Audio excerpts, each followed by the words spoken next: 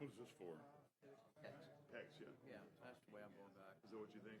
This hex? Proper in their houses right now. Being the assistant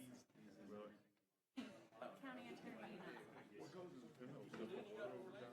Yeah, I did, but I needed the CLE hours, so I didn't get to All have the very doodle much. that I had, you know, this is I'm just teasing. like a long way.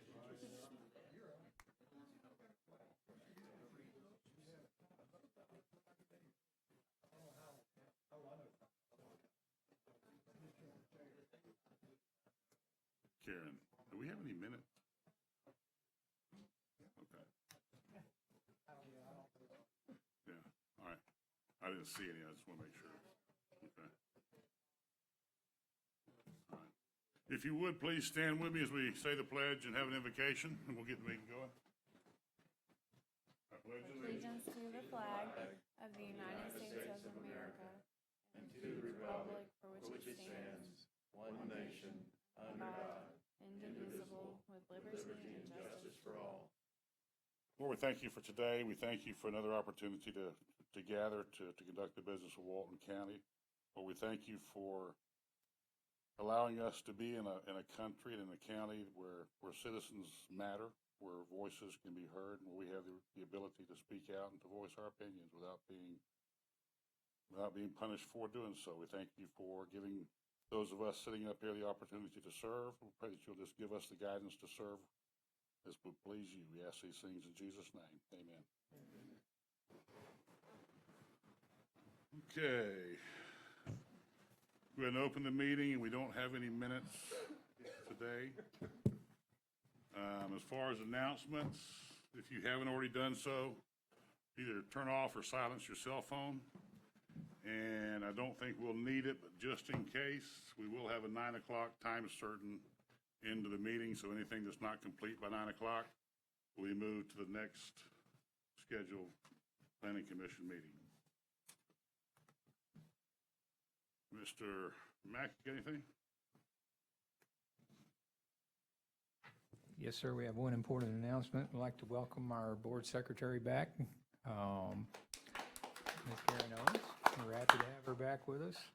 And other than that, that's all the announcements we have. Okay. We're ready to proceed if the board is. First item tonight is the Land Development Code update. This is a request to approve our ordinance, some technical and substantive changes to Chapter 2 of the Land Development Code related to our zoning, newly adopted back in December. I'll ask Kristen Sh, who's worked very hard on this project, to come and make this presentation. Well, wait for Kristen. Just one quick reminder I forgot to mention. If as we go through the agenda and as we go through the meeting, I've been reminded that that Karen is working off a new platform, I guess, in the computer system, and we really need to avoid speaking over one another. So one person, both up here and out there at a time, try not to talk over each other and wait till you're acknowledged before you start speaking. It'll help her greatly get the minutes correct and be able to document things the way they need to be. Okay? All right, Kristen. Afternoon. As Mac mentioned, we have some changes to Chapter 2, and these changes are substantive. There's some substantive stuff in here, so I'm not going to, gloss over it. We needed to, when we went from the comp plan and the LDC, the old one that we had, and they had, very different, like the comp plan land use categories and the land use categories in the zoning code were incompatible in a lot of ways and really different. So now we're kind of at a point where we've got to have a standardized land use plan in the form of zoning. And so these changes really bring us to that point where you have consistent land use categories that are referenced to a table of primary uses. So it makes things a lot easier and a lot clearer. So some of the other changes that are in here too, though, one substantive change is removing the family member requirement for accessory dwelling units. And, accessory dwelling units are allowed everywhere in the county that residential primary uses are allowed. and, you know, they're 800 square feet or less. These are fairly common. Right now, the code says that they can only be rented to family members, and this is not something that's easily enforceable, and probably not really happening in reality. We've had a lot of experience with ADUs in the county now. I don't know how long this has been in there, but it's been at least 10 years that we've had construction of ADUs. So there are some options to consider there, possibly adding long-term rental, caveat that, you know, they can't be rented to as a short-term rental. That changes the parking scenario a little bit based on our previous parking change. But that is in here for consideration, so we can talk about that. We talk about that as we go, talk Yeah, about them? absolutely. Because I have concerns about that one. Okay. I mean, and I would hate to see it turn into another vacation rental opportunity where it changes an entire neighborhood. Yeah, and that was, Fred and I were just talking about this previously, and I think the intent is to allow for some affordable housing opportunity in a long-term scenario, like for teachers and folks that are coming into, especially the South Walton community, that can't necessarily afford to be there. So one option would be to add into that language that it must be a long-term rental.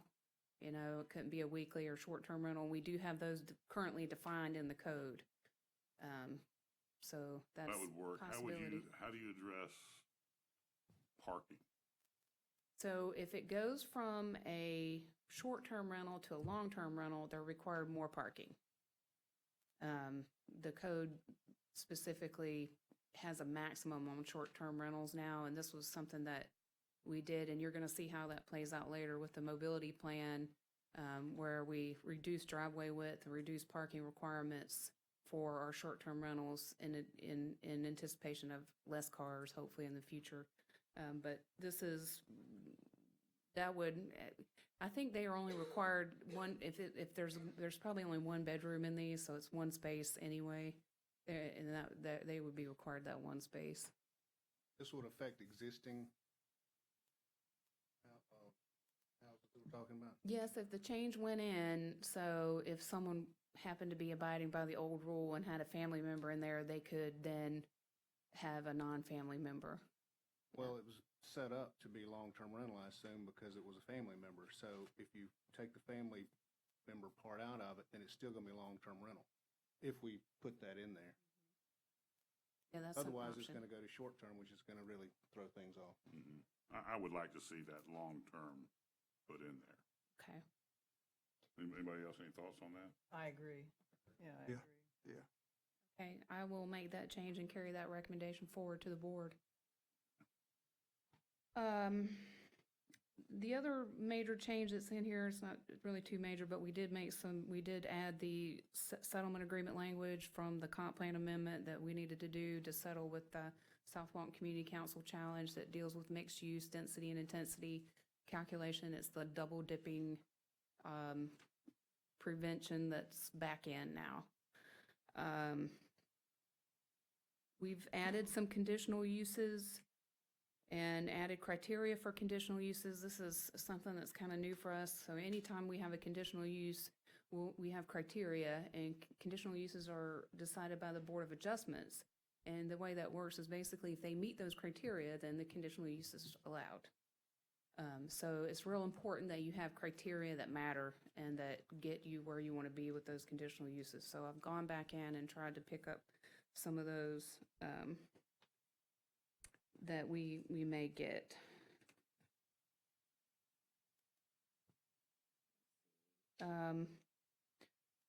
Couple other changes to the primary use table. One of the we had a commercial outdoor amusements listed in the scenic corridors, and so that was kind of buried in there. So I've kind of brought that forward and made those a use, so they're distinguished from general commercial uses, because there could have been some confusion there, and you'll see that they are only a conditional use in general commercial, and they cannot be located on a scenic corridor, and they have to meet certain design criteria. So in general, it's good to say where a use is allowed, even if that's a very limited place, because then you're not like banning the use from the entire county, which can get us into trouble. So I did make that clarification. I think that provides a little bit more protection for us as those things start to come forward, which I think they will. I think that's about it. I mean, if anybody has any other questions about this, I will tell you that the next agenda item that St. Joe is requesting to establish the detailed special area plan process, they're beginning work on the sector plan. This amendment here that you have here will get merged with that amendment if both are approved as we move forward to the board meetings. So just so the public knows, eventually all of that's going to come together into one ordinance. So the two amendments will get combined. Anybody have any other questions for staff on this item? I have one question on the section 2.02.24 Town Center 1. There is an area where, I'm not sure where they're supposed to be definitions. It seems to me in the small apartment buildings and townhouses that there really is a lack of definition to small apartment buildings. It just says small. Well, that's pretty nebulous. Yes, town center has its own definitions and its own land use categories, and I tried to stick with those. Although, I mean, I do think we need to do something with town center eventually, but not right now. It does have a definition. It does for small apartment buildings and Yeah. townhouses, but in there it says small apartment buildings. Well, that, that's very, It defines them as, small apartment buildings, so it doesn't make a real distinction between triplexes and townhouses and small apartment buildings. So to me, in a strict interpretation of that, we would probably say any apartment's allowed. It is that way, and it has been that way, and it didn't change. I don't know that I'd use the modifier small then. If you're going to allow any size apartments, just say That apartment. in zoning world, that doesn't really matter. It's an apartment. A nice descriptive term, but apartments are allowed. Well, and the number of apartments would be limited by the zoning category, right, The Kristen? density, yeah, there's, density. In our regular zoning, multifamily is defined as 3 or more units. So it's very clearly defined. So it's just a little bit different in the town center.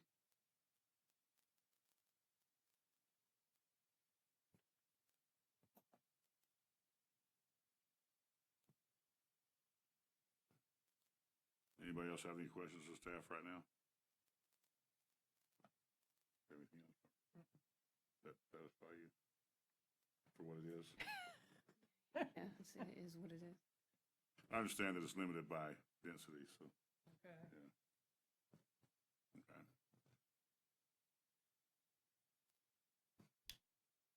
We'll open public comments. We have Fred Tricker.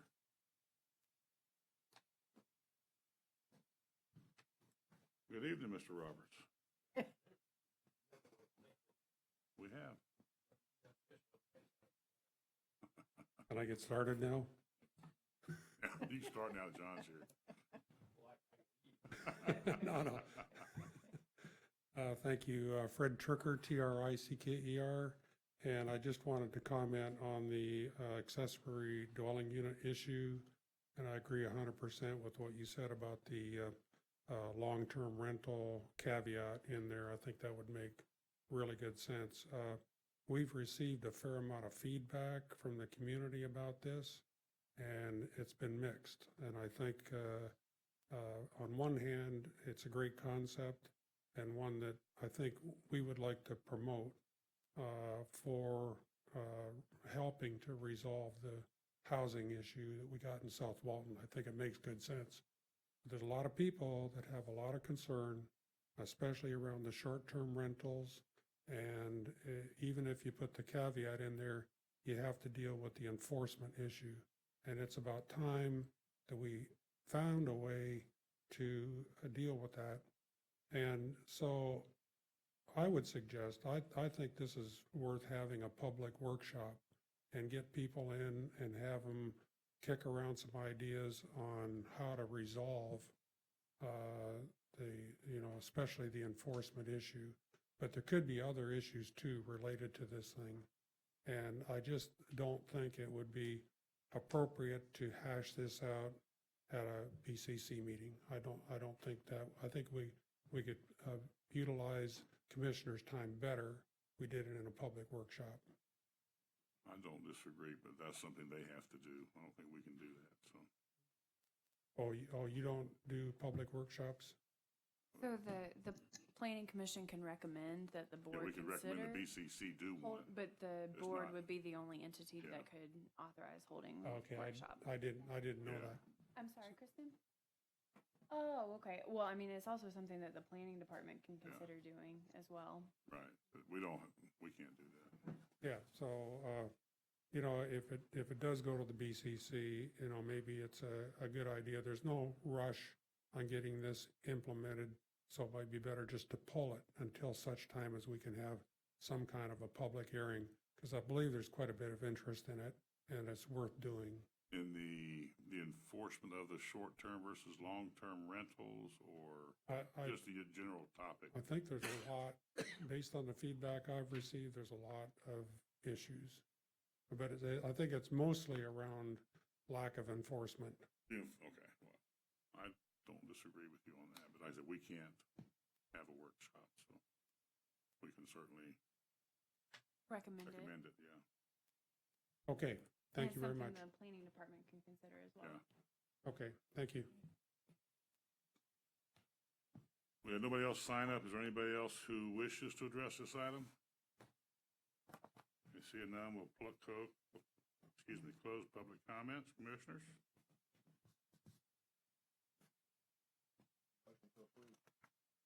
Second. We have a motion and a second. Any other discussion? All in favor say aye. Aye. Opposed?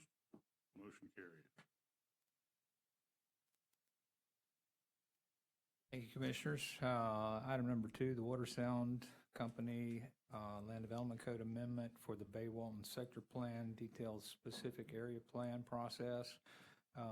This is actually a proposed amendment to the Land Development Code, and I'll ask Kristen again to review that with you.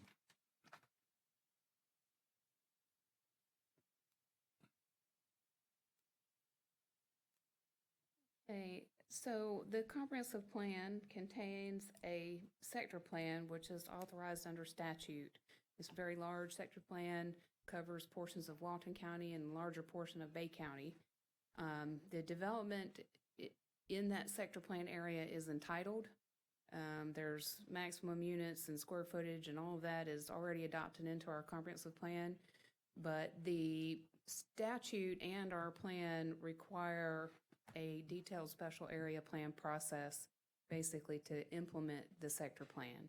So this is what this amendment does, is it establishes a procedure and some parameters in our code for reviewing projects in the Bay-Walton sector plan area, and only applicable to Bay-Walton sector plan area. So the first step there really is to establish what's called a detailed special area plan. So they'll have a number of these in Walton County, and I think they're getting ready, and the applicant's here, and I'll let them tell you where they are in their process, but they are getting ready to submit the first DSAP, we call it.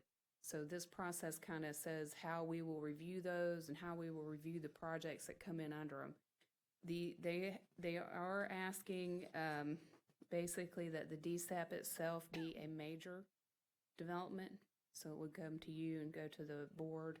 But then any project within that DSAP area would come in as a minor. So it would not be seen by you or seen by the county commission. Staff is okay with that. We've reviewed this. We've gone through some iterations of drafts with them, and at this point, we do think it's consistent with the comprehensive plan, and we do recommend approval. We feel like, the sector plan process was fairly involved.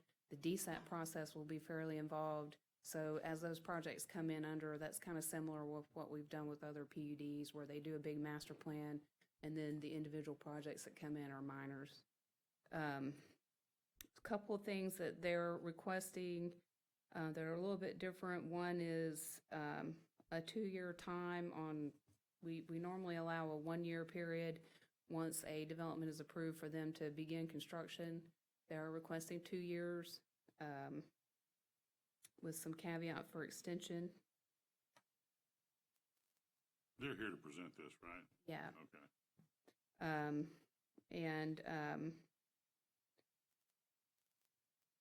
Yeah, they can talk about that 2-year request a little bit. I think just because of the nature of how involved and how large these projects are, and I'll let them explain to you why they would like that. It does allow for golf cart parking in the sector plan area at 40% of the required parking. That's a substantive change from what we currently have. And the DSAP review process is detailed in here, and it's really similar to a PUD, basically, how they would submit that DSAP. And the DSAP will establish development criteria, but there's also some zoning districts included in here that get adopted into our code that they come in and develop under, and they establish densities and intensities and allowable uses. But most of the detail for development design will be in that actual DSAP. So let me ask you this, just a general question, I guess, because the big plan is, I mean, Sector plan. the sets, densities, and intensities and all that stuff. Yes, it's already adopted. Already adopted. Now, within that plan, when they start developing different areas, how flexible is it for them to move that density and intensity around within that plan?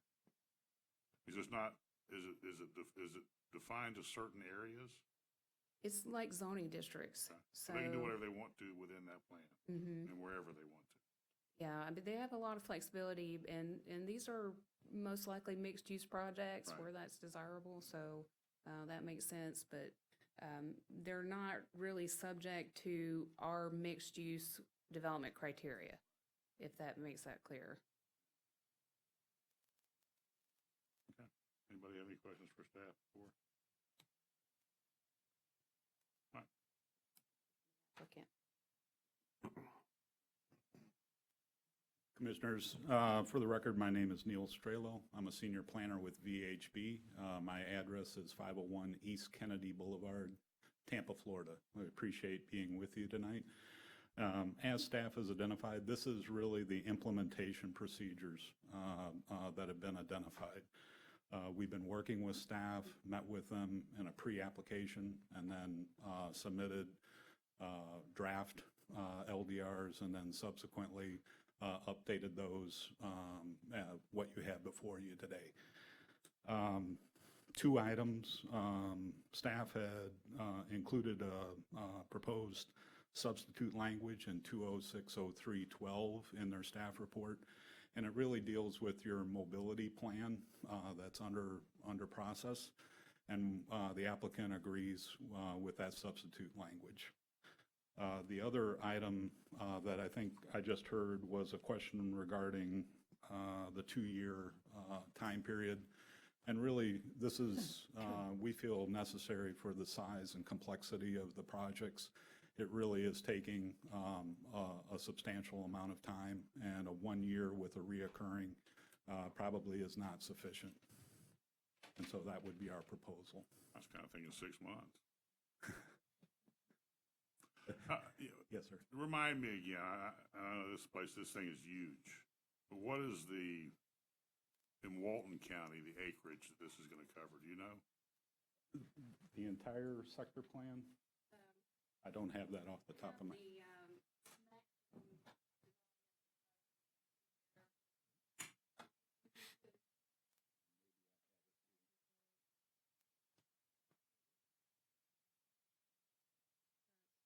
Almost 24,706 dwelling units, 510,000 square feet of retail commercial, 113,000 square feet of office, light industrial manufacturing, 530-room hotel, and 81 holes of golf.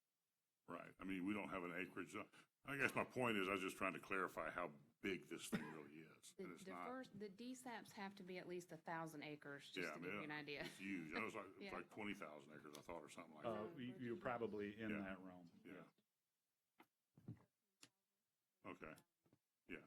My point was just really in support of the 2 years, it's a massive undertaking. And as staff has identified, it is anticipated that there will be multiple Right. DSAP applications as they come forward based on market and timing. Understood. Anybody have any questions for the applicant? I got one. On your parking that you're using 40% for golf carts, I know we have a parking issue in this area most of the time when we had development. So is that something that y'all have gotten research on that's going to be adequate for what you're going to need, converting that to golf carts? Yeah, the applicant is experienced with, our owner is experienced with golf cart community, and feels that that is an attainable ratio. And the staff is good with that?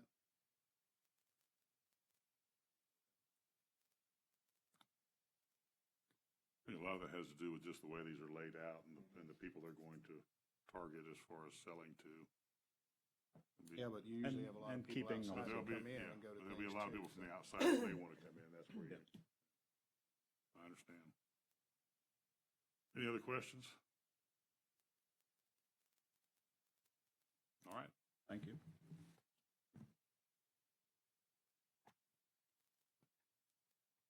we have not had anybody sign up. Is there anybody who would like to address this item in the public? I see none, we'll close public comments. Commissioners? Motion to approve. We have a motion, do we have a second? Second. We have a motion and a second. All in favor say aye. Aye. Opposed? Motion carries.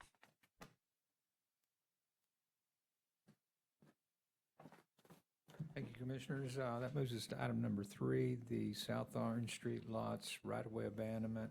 This is a request to approve by resolution. It's been reviewed by Keli Frymire. Petition for abandonment submitted by Earl Ly III and David Theriak on behalf of Earl Ly III, Lucy Melinda Anderson, Hunter C. Kidd, Megan K. Phillips, and Toby A. W. Kidd. Requesting Walton County abandon the 33-foot right-of-way for roadway and public utility purposes. It's a government patent easement that extends along the southern property line of these 2 lots. It's in a future land use of residential and a zoning designation of neighborhood infill. And they're located at the southeast corner of the intersection US 98 and South Orange Street, and identified by the parcel numbers in your package. The applicant is here and is prepared to present their petition for abandoning this roadway easement.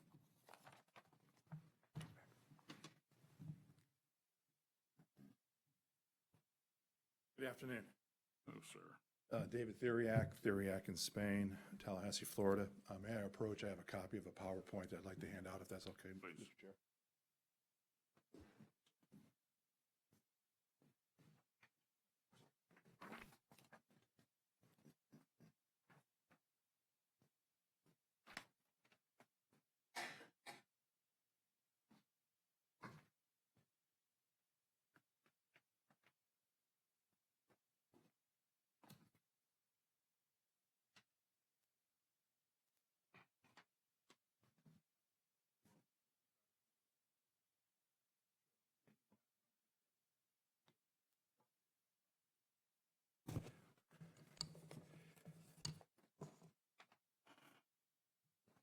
At the first page, I can't see, I'm blind, so it's behind me. I apologize. Again, we're here on a petition for abandonment. With me is Cappy Kidd, Melinda Anderson, and Megan Phillips, 3 of the Kidd family members that have filed this petition for abandonment. I want to thank Mac and Kelly for their staff report. They did a nice job laying out most of the information that we would have presented. What I want to do is just provide a little supplemental information in support of our request. And if we could start, The first slide is just to give you a locational framework on where the property is. If we go to the second slide, thank you. This slide depicts what the property originally looked like before there was a eminent domain for the widening of US Highway 98. The dark green, which is on your left, is what remains of Lot 146. What remains of Lot 147 is south of the purple line that runs about halfway to your right. And in the blue to the bottom is a 33-foot right-of-way that was granted or included in the patent deed that was issued to the Kidd family. They're actually the original holder of the patent deed. It's been in the family since the original conveyance. The next slide just kind of gives you some bearings of what we're looking at. Lot 146 is to your left, lot 47 is to your right, and then you see the 33-foot easement south of the property. There's also a 33-foot easement on the property to the south.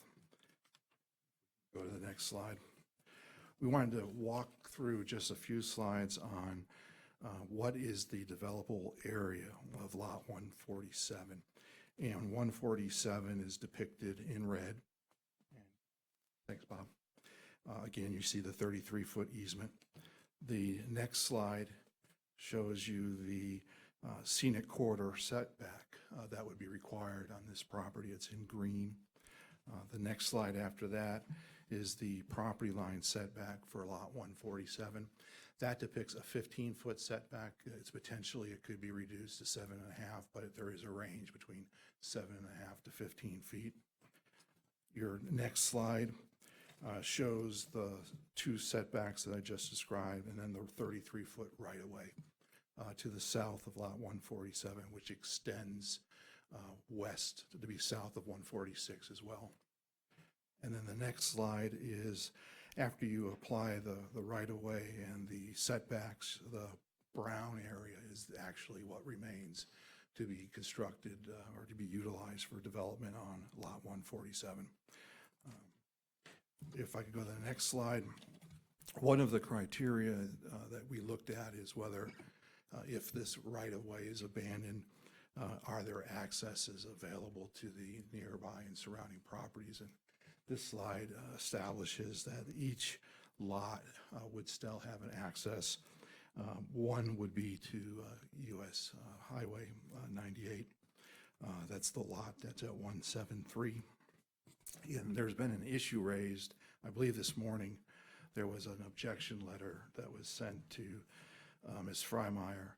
And in that objection letter, there's a contention that a piece of property, 148, does not have access. Well, 148 would access through the parcel to the north to access US Highway 98. And my next slide, I've highlighted the provision in 335.181 Florida statutes that states that every property owner is entitled to an access onto the state highway system.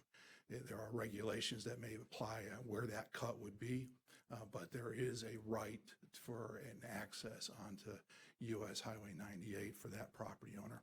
That submitted the letter dated July 5th. And then there's a couple other issues related to this. If we could go to there's a letter dated April 3rd from Wilmer Stanford. As you all know, Wilmer is the Walton County Public Works Director. And we had asked Mr. Stafford to determine whether Walton County had ever granted permission to any property owner to utilize the right-of-way. And as you'll see in this letter, it says, we have confirmed that the county has not conveyed any interests or rights in the right-of-way to any private individual or entity. Additionally, the county has not granted permission to any private individual or entity to construct a road in the right-of-way. And that's important because my next slide is what took place in February of this year. Somebody decided to clear cut and bulldoze my client's property to put a driveway to the parcel that is owned by the entity that submitted this letter dated July 5th. And they clear-cutted trees that had been there since the Kidd family grew up without permission by the county, without permission by the applicant. There's another picture that follows that picture, just to give you, it goes up to Orange Street. That's where the sign for sale sign is for the lot that's owned by the entity that submitted this letter dated July 5th. And what we respectfully submit is that the patent deed does not allow an individual without permission of the county to clear cut somebody else's property without county or that property owner's permission for a private driveway. To the extent the patent deed created a right-of-way for a road, it didn't create a right-of-way for a private driveway. And attached to this July 5th letter, and I don't know if you have it in your packet, I just got it this morning. There is a diagram that says there's in yellow, clear 20-foot for a 16-foot to 18-foot driveway to the subject property. And the entity is also 2 months after they clear-cutted my client's property on April 25th, 2019, submitted an application for opening unimproved rights-of-way. And their request is for a private driveway. It's not to put a road that the county citizens can use. There's no reason for a road to be located in that 33-foot. And this parcel that contends that they want a driveway across my client's property can have access via curb cut on the US 98. And so we request that you all support our request for abandonment of the 33-foot right-of-way on our client's property. And we would also request that you reject an objection by somebody who clear-cutted across my client's property 2 months before they sought permission from the county and still don't have permission from the county to install a driveway on my client's property. There's a doctrine in law called unclean hands. And when you come to ask for relief, that if you don't have clean hands, you shouldn't get that relief. And I would submit to you that somebody who, without permission, used the bulldozer, crossed my client's property, took down their trees, that's about as unclean hands as you can have. So we would ask for your support, a recommendation of approval. Thank you. A real quick question. So this picture, what they cut is within this, is this basically this 33-foot easement, Yes, which is actually on your client's property? yes. Okay. And it's the adjoining property owner who cut that? No, No? it's the property owner that Okay. Behind it, to the to east. the east that has a house or a lot for sale Okay. and advertised that they had access to Orange Street.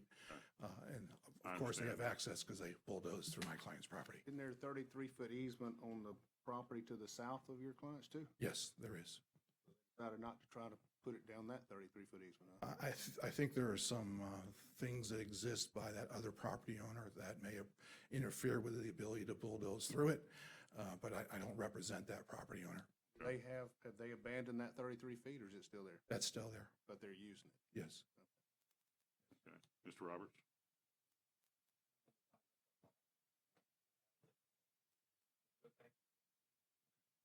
Anything else? Anybody else for the applicant? I have a question for the county. I have a question for the county attorney. He's raised a legal issue. We're not a legal body. We're citizens here making recommendations on property. And he's talking about unclean hands. I don't think that we are a body that can make that decision. No, ma'am. No, I think Mr. Theriak, he was just, trying to point out some of the motivations perhaps behind the objection letter that you received whenever he brought that up. But I think Mr. Theriak would agree that your job here is to consider the abandonment application and consider whether or not that would be in the best interest of the county, or if there would be any interest served in the county by retaining the easement. In another abandonment case we had, there were some legal issues that the county was liable for, that we agreed to go ahead and release it and have it abandoned. What's the situation with the county on this particular easement? That was and I think whenever I think you're referring to the defranchise abandonment. Yeah. And whenever I gave that presentation on the defranchised abandonment, I explained that was a very unusual circumstance. That one was very unique. Right. So in this particular case, the county has, I don't think we've been threatened with any lawsuits from anybody or anything like that with this particular easement. The defranchised case was a very unusual one. Mr. Chairman, may I follow up on that? Please. And I completely agree with the county attorney's description of my unclean hands issue. That's not an issue that pertains to the abandonment. That's an issue that pertains to the motivation and whether or not the person objecting should be successful when they're objecting. They've already used self-help and cleared the property. We would say that that kind of undermines their objection in the first place, but that doesn't go to the criteria for an abandonment. And I believe there's only been one objection, and that's by the person who clear-cut my client's property. Thank you. But that would be, my understanding, in order for anyone to open up an easement, they have to go to the county and get a letter saying they can open up an easement. So with that rule in place, then the county would have to have an issue with that, I would think, if they opened up an easement without permission to do so. So that would be something the county would have to take enforcement on if they have an enforcement action on that. Barker, I guess just to address this, so the planning department was made aware of this whenever the clear cutting occurred. And we very much were interested in seeking, some enforcement. Unfortunately, the only real mechanism we had was a code enforcement action. And because the action occurred on Mr. Theriak's client's property, we would have had to have gone after his client, which seemed patently unfair, given that they, were not the ones that caused the violation.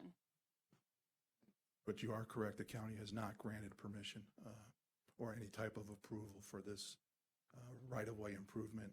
And even if they had, it's supposed to be used for a road if there's a purpose for a road, not a private driveway. Thank you.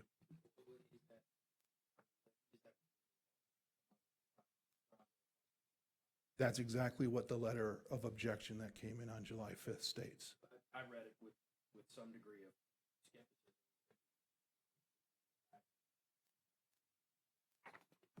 John, would you turn your microphone on? I don't know if they.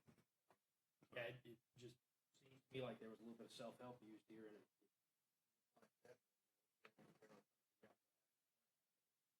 Well, you're right. The letter, and I didn't bring copies. It says for a driveway. It's highlighted in yellow. That's attached to the July 5th letter from that property owner. And in their request for permission after the fact application, it also states for a driveway, a 20-foot wide driveway is what they're seeking to use our client's property for. Which what you're saying is they do have the right to a cut off of 98 to access that property. Yes, sir. Well, the state could turn it down because they consider it a safety issue. And I think Cappy Kidd is here. He spoke with the state, and if I may call Cappy to address that. Cappy? Thank you, everyone. It's a pleasure to be here. I've had 3 conversations with Rusty Williams, who is the Director of Access for DOT for District 3, which we're in District 3. And Rusty sent me the copies of the statute that Mr. Theriak mentioned.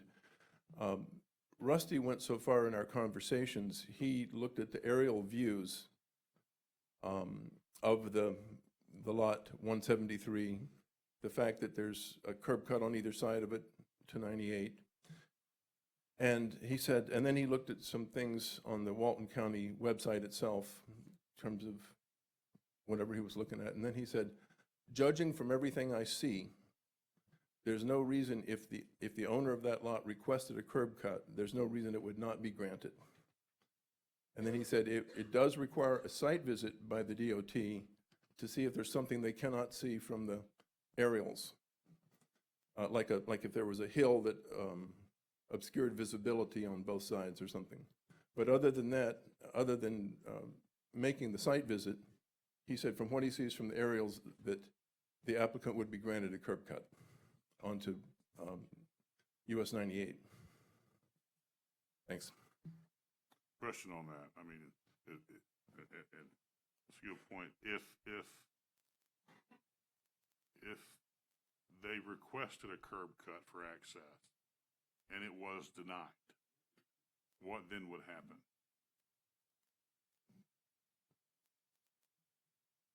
I don't know if they have the ability to combine a curb cut that's located slightly to the east of them so that there's a shared curb cut. And I don't know if they have the ability to go south and pick up access there. But that, I'm speculating at this juncture. Right, but they would, I guess, would they be landlocked if the state denied a curb cut or access? State's not, you mean to Mr. Pearson? Yeah. So, I mean, I can't speak about what the state's gonna do, but I would I be understand that. shocked If the they, state did deny it, though, what would happen? I mean, I think Mr. Pearson might have a claim against the state for, but Would he have a claim against the county for abandoning an easement? I don't believe that he would, no, sir. I mean, I think Mr. Theriak provided you with a copy of the statute that governs DOT's requirements Right. for I understand. providing access. I understand So, that. I mean, but I mean, I think pursuant to that statute, DOT would not deny a curb cut to Mr. Pearson, but that would be their determination. But if they did deny it and this easement was gone, he'd be landlocked. If that were to happen, yes. that would probably be what prevented the state from doing that. Again, unless he shared with a cut, I believe that's close to the east, or unless he was able to get access to the south. And we just don't have those facts before us right now. Thank you.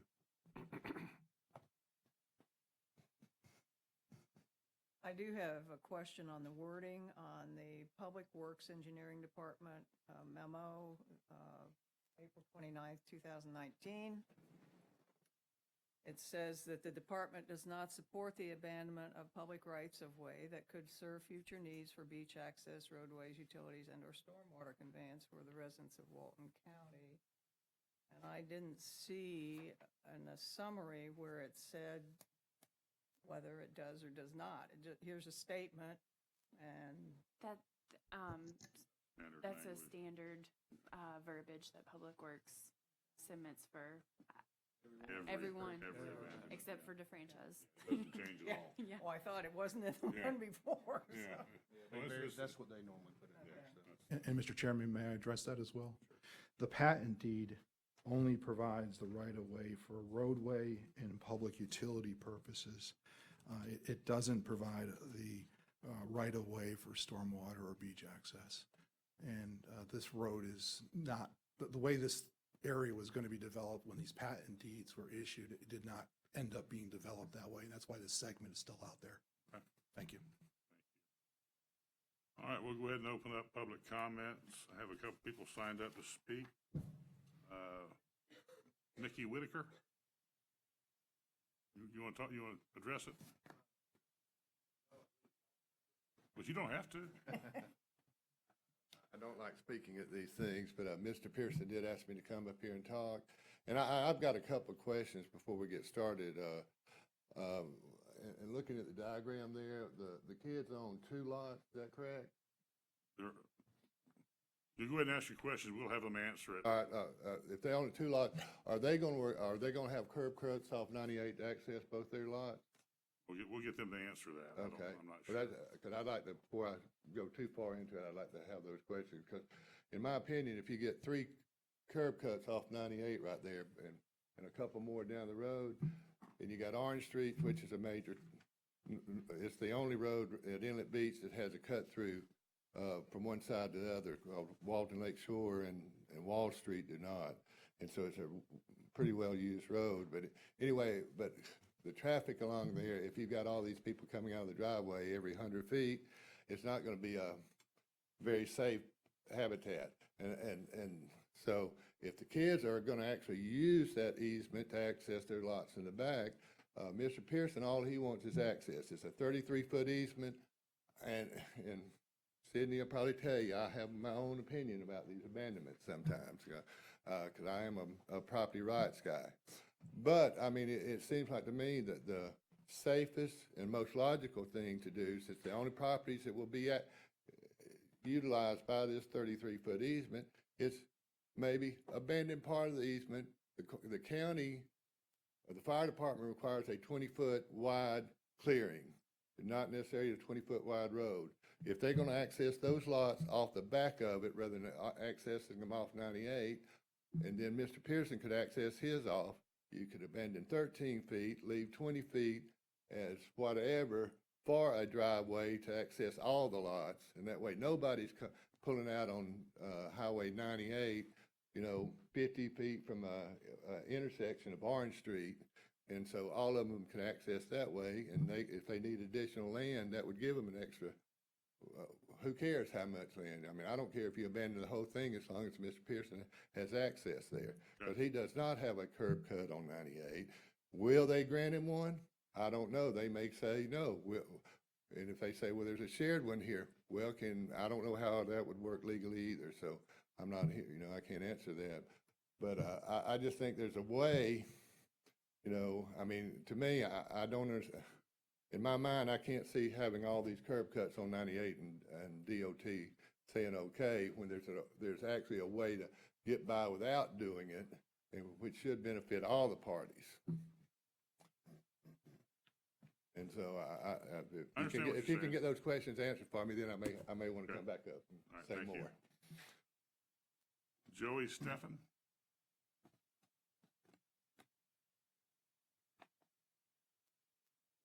Joey Steffen. I am a permanent resident in Inlet Beach since '08. There are 27 people that abut this public easement. There are 18 condominiums, which I'm 99% sure all 18 of those people do not want this abandoned. And then there's me. My personal home abuts this public easement. I absolutely do not want it abandoned. I want David Pearson to have the right to use that cut-in. He cut it in. That's the only access he has to his lot. Granting a DOT granting a cut-in would be a nightmare. It's a death waiting to happen. That people going down 98 and you're turning in a driveway, that's just doesn't make sense. Not only do I own the home on that public easement, but I own 7 lots on that public easement. So I'm voting for 7, personally. All 7 tax-paying properties, I own them all. I do not want that abandoned. And so that only leaves David Pearson. You're talking about 7 on this that they won't abandon? Yep. Or on the other side of it. I own Mala Beach to the south. It's 7 lots. And there's common ground, a lot of common ground, at least 200 or at least 100 feet of common ground that is on that public easement next to my private home. So therefore, all 7 lots are, I consider, a part of that public easement. Having trouble visualizing where these properties are in relation to Right here. this. These are all, he's doing all these sorry. right here. There's just one really I on can't there. hear you. Right. What you've got is the bottom of the lot, his property extends south, lot to the east, and it extends all the way. 233-foot easement. Yeah. So he's abutting the southernmost easement, not this one. Right. But also, that is correct? that not a road that goes correct. in there for all this? Yeah. Does that, Mela Way not go up through your property? Is that Mala not- Way is how I access my home. But my home abuts the public easement. All 7 lots abut the public easement. But you're not gonna need it for access. I'm not going to need it for access. No. That easement is specifically there as an easement for a roadway or public utilities, right? That was the Not for a grant. driveway, for a private driveway? It's an extension of Pompano Place, No, it's not. which It's an never easement. got built. Right, but there's no street there. There's no street there. There's always been a cut-in. Even though David Pearson cut that in, there was, Mr. Kidd will tell you, there's always been a driveway down there. Now, if I'm not mistaken, the way this was described, the way I see it, you have this particular 33-foot easement, and there's a 33-foot easement to the south of this one. That's correct. That's my 33 feet. Okay, that's the 33 feet that you abut. Okay, you don't abut the 33 feet of this one. That's correct. That's correct, right? Okay. I was there the day that that guy plowed that. I understand that, but just answer my question. Go ahead. Your property abuts the 33-foot easement to the south of the easement that we're talking about. That's correct. Okay, Well, are you willing to give part of your property for a driveway? yeah. You could do that too. It depends how much. And the reason I say that, Right now, the northern part's giving all of it, so. well, you'll have to see where my home is built to understand that I'm literally built right onto the 33-foot easement. Well, Like I there can't is see no where we would 20-foot, abandon. there is no 20-foot easement behind my house. The 33 feet is my easement. Well, I think your argument's gonna give us more rationale to take some of both easements rather than all off one. Well, So- let's talk to Inlet Dunes too. They need to take their gate down, which They may and their have to. dumpster, which is totally illegal. What's illegal? They have that across the That's public not what easement. we're talking about tonight, though. Okay. Okay, we're talking about this 33-foot easement that you don't want to I'm abandon. willing to give a little bit of mine up if David Pearson can access it. I'm willing to do that. I do not want the Kidd family I don't want this to be abandoned so that he can have this land for free. He owns the land. Well, Well, it would be, let's You own all, we the land. abandon, more I than guess likely- if he gets the abandonment, then I guess I'll go for the abandonment too and request that you give me my 33 feet. And that would probably clear the way for you to do that. So you'd Yeah. be getting your 33 feet Yep. free too. So, I mean, you own the land, it's just there's an easement on that land. correct. So I'm just telling you, out of the 26 people, 27 total, 26 of us don't want it abandoned. I'm just pointing that out now. So I'm just giving my recommendation. You do with what you want to do. Thank you very much. Thank you. Is there anybody else who wishes to speak on this?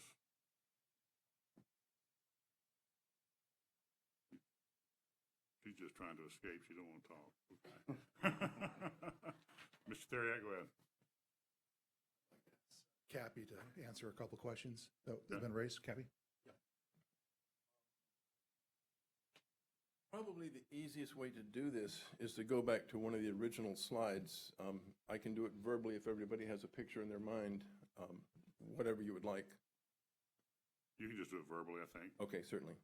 Okay, so first of all, there was a question that was raised about joint access. And as I mentioned earlier, Mr. Pearson's lot is in between two curb cuts. One of them is on our lot, 147, and which was put in when they widened the highway. It's not being used. And the other is the lot immediately to the east of Mr. Pearson's lot. Can I ask you a question? You Yes, said sir. that you have a curb cut on 147, but you're not using it. Yes, sir. Do you intend to use that? We have no idea what the future development is going to be. As it was mentioned, we were the third family ever to move into Inlet Beach. My father was a combat wounded World War II veteran, and he received the land from the U.S. government. So we were the third family ever to build, 70 years ago, we were the third family ever to build. It was like a no man's land. It was like it was a dirt road. And our cottage got bulldozed and, a little more than half our land was taken with the widening of 98, which reduced the size of our lot. When they did that, they put the curb cut in themselves. The State Highway Authority put the curb cut in, poured the concrete, everything. We didn't ask for it, but that one lot was accessed. That 147 was accessed to 98, so they just put the curb cut back in. Once the land is developed, we don't know if the Kidd family is going to develop it or somebody will buy it or how it will be used, but it's certain that if we are able to use the additional land, which is our private property, that 33 feet, it makes it far less likely that a curb cut will be needed to 98, because whoever does it can put in, a proper driveway. So that's one question. Couldn't you do that right now, though? Off Orange Street? The Lot 146 is full access to Orange Street. Lot 146 has 150 feet along Orange, so it's accessible. If somebody buys the two lots together and the right-of-way is abandoned, there's every reason that they can just go in from the bottom somewhere off Orange and have all the access, have no curb cuts onto 98. Even the one that exists wouldn't be needed. Okay, so that's another question that was raised. One of the things that I learned from talking to the people at DOT is they strongly encourage joint access to curb cuts. If there's an existing curb cut, they strongly encourage people to use them. So there is a curb cut onto 98 already that's about 10 feet from David Pearson's property. Belongs to the guy who owns the lot to the east of him. I don't know who that is. And David Pearson could negotiate with that person, which is strongly encouraged by DOT, for both of them to use that existing curb cut. Only he wants to come across 300 feet of our property. He would rather cut through 300 feet of our property for his private driveway than negotiate with his neighbor with a curb cut 10 feet away from his property line. That would be another option if the state looked at it, and they strongly encourage it. They said, we strongly encourage neighbors to work together, people to work together, so that we don't have more curb cuts, and to use joint curb cuts wherever possible. So that's a matter of two landowners, 10 feet apart, or contiguous right next to each other, but the driveway, the curb cut is like 10 feet further onto that property. The curb cut on your, was it lot? 147, the little tiny triangle. The little triangle. The little triangle to the How east. far is that curb cut from that eastern property line? From the eastern property line, I'm gonna guess it's 140 feet. I haven't really, you mean from Orange? No, no, I'm sorry. From the property line on the east? Got it, on the east. I'd say 140, 150 feet. 140, 150 feet. How difficult would it be to move that curb cut instead of adding another one? Move that one over to that property line where you and Mr. Pearson could both use it? I have no idea. I mean, you mean physically? Instead of creating an additional curb cut. Right. You mean, I have no idea. And if I know we could do it, we could probably do it, and it's just a matter of pouring concrete, pouring concrete and putting in a culvert. I'm a concrete engineer. So it's not difficult to do. I'm talking about dealing with the state. I think the state would be in favor of something like that. Like I said, from my discussions, they said he would not be denied a curb cut. Let me ask you this But, then. yes. Very simple. If we hypothetically Mhm. recommend approval of abandoning this easement. Right. With a condition Mhm. that you petition the state and work with Mr. Pearson to move that curb cut to that property line where you both can use it. Mhm. Is that acceptable to you? You're putting me on the spot because there's, there's. We're on the spot right now. I know, I'm 1/5 of the ownership of I understand. 146. I understand. And it's something that we've never discussed. It sounds like it might be a That's something that the state encourages, sharing curb. yes, they do. Okay. So I don't want to say yes, I don't want to say no. It's a discussion the family would have to have, and the fact that that triangular lot is only owned by my two sisters, not by me. I have nothing to, I understand. that lot I have no I just interest. think that's an easy way to solve his access problem. It might be, or And not creating additional curb cut. correct, I agree. Plus, he could talk to the neighbor immediately to the east of him. I'm just saying. Yeah. That way he don't have to talk to anybody else other than y'all. Yeah. And you already have a curb cut there that can be moved. My opinion is that could work. That's my opinion. Okay, just a question. Yeah. I would raise that in the family discussions, If- which is a little bit like this discussion. If you were an owner in that piece, other than your two sisters, would you be agreeable to that? I think I would. Think, or would you? Well, okay, I would. I would. Right. Yeah. I think it's an No. easy solution to an Yeah. access problem. No, it's a practical solution. Everybody gets access. We reduce the number of curb cuts onto 98, and we are able to have the full size of the lots that were left Correct, for something buildable. correct. Yep. Okay. Anybody else have any questions? All right, thank you, sir. Thanks. Anybody else have comments from the audience? If not, we'll close public comments. We just closed them. Commissioners, any discussion, motions, thoughts?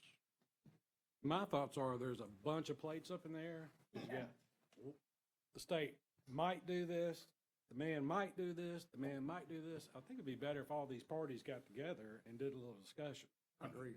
Yeah. I don't disagree at all. I think if we wanted to take action, we could have a motion to approve the abandonment with the condition that they move that curb cut, and they need to do some talking before that county commission meeting. And then the other gentleman wanted to share part of his easement. Yeah. Mr. Pearson, so that's another party that needs to be involved in. If they decide to Discussions. go use that easement. Right. If we're taking the easement out of the equation, if they can share a curb cut, I think that solves their access problem. The only thing that concerns me with that curb cut, people fly down 98. But the curb cut's already there. Well, I understand that. but- It's not used. It's not you. Right. I think we ought to let these folks get together and talk and bring this up another Floor is day. open for a motion. I agree, and I think that if they're gonna use that easement, though, I think both of those 33-foot easements needs to share in that driveway or whatever they decide on, because I don't think one side should be responsible for providing the whole thing. What's your pleasure?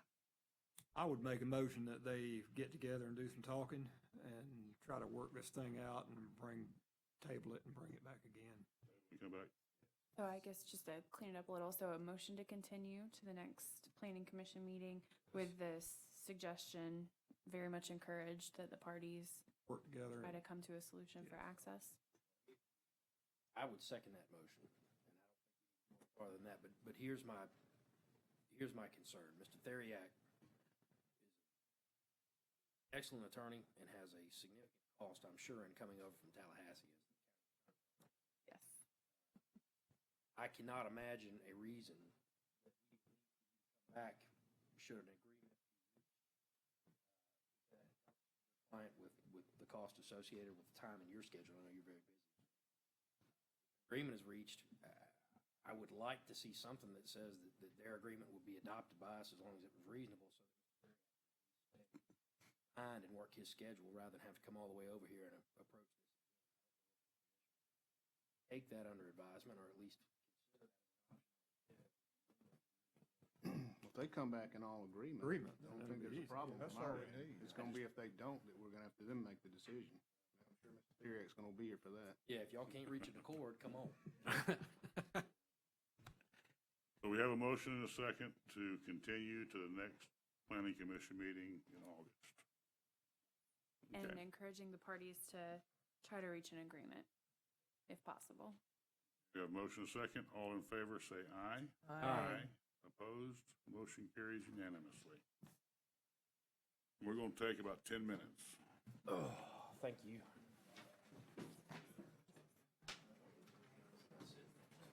Nothing like easements. You don't call, you don't write. Come see me, nothing. I don't think anybody was happy, but it'll still get solved. I know, you call, my guy. They should have already done this. That's good.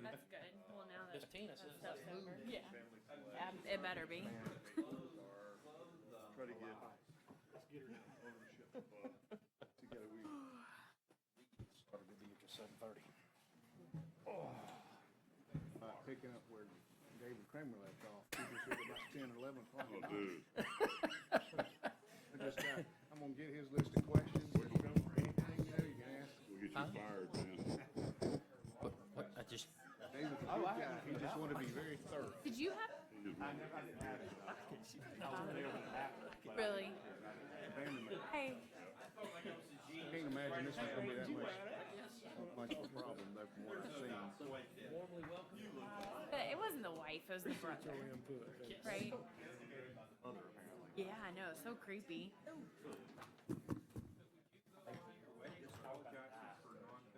Crowd's thinning out too. Not Jewish. First time he's done that. Somebody gave him a hammer. I found a hammer. Y'all look out. somebody finds Scott Jenkins, he heard it. All right, we'll go ahead and call the meeting back to order. Mr. Carpenter, what's next? Thank you, Mr. Chairman. Item number 4, the Adair Lane Abandonment. This is a request to approve by resolution. It was reviewed by Vivian Shamel. It's a petition for abandonment submitted by Matthews and Jones on behalf of Eden Bay Homeowners Association, requesting an abandonment of Adair Lane in favor of the Eden Bay Homeowners Association. Property has a future land use of residential and a zoning of residential preservation, and it's located approximately 0.6 of a mile north of the intersection of Chat Holly and Hartsvet Road.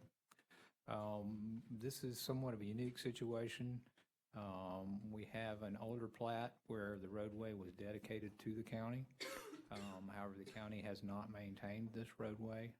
And the homeowners association, on behalf of all those homeowners out there, are requesting an abandonment so that they can maintain and also possibly gate their community. Okay. The petitioner is here to present their case. Good afternoon, evening. Stephen Tatum from Matthews and Jones. I will not take too long. Everything Mr. Carpenter said is correct. Eden Bay Estates was platted in 1977. There's 21 lots in the plat.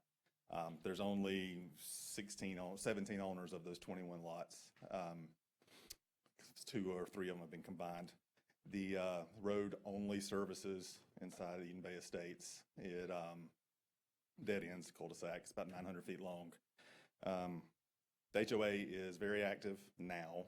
In the past it wasn't, but the new owners out there brought it back. It's very active. They've maintained the right-of-way the entire time and have repaved it twice in the last 10 years, or resurfaced it twice in the last maybe 20 years. Yeah, 20 years. County's never maintained it. It's never been part of their maintenance program. Florida statutes allow this to happen, and we have already amended the declaration of covenants and conditions and restrictions for the community to add Adair Lane as common property. That means that the association is now required to budget for maintenance of it. And then also they do intend to put a gate up. We can't have that now because we don't own it yet, but once that's owned, we will apply for a development order to gate it, and then we'll have limited access. All the owners are in agreement? All the owners are, well, we have 16 of the 17 owners' signatures, and one of them we don't have because he's overseas. The statute requires that you have 4/5 of the owners. We don't see very many people wanting to take roads away from the county, pay for it themselves. They figured if they're going to be doing it anyway, they might as well own it. All right. Any Anybody have questions? any questions for the applicant? Thank you. Does the fact that there's a 20-foot public drainage easement have an impact on this group taking it over? It does not. That drainage easement right now is completely grown over. It's supposed to be, it's called Tommy's Trail on the plat, and it leads from the subdivision over to the bay in between 2 lots. That area right now is completely just grown over. It's not even cleared out. They're not sure if they want to clear it out or if they want to just leave it like it is. Depends on what those 2 lot owners want, probably. But in any event, it's not going to have any negative effect on the drainage in the subdivision. Okay. You're not seeking to abandon that? Tommy's Trail, yes. Okay. Any other questions? All right. Okay. We didn't have anybody sign up to speak. Is there anybody who wishes to address this item? Seeing none, we'll close public comments. Commissioners? Motion to approve. We have a motion, a second by Mr. Babcock. All in favor, say aye. Aye. Opposed? Motion carries.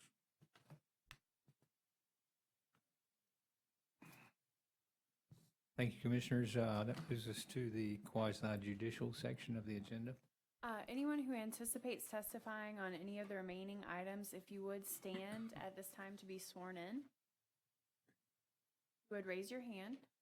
Do you swear or affirm that the testimony you will provide to this board will be the truth? Okay. Whenever you come forward, if you would state your name and state that you have been sworn in.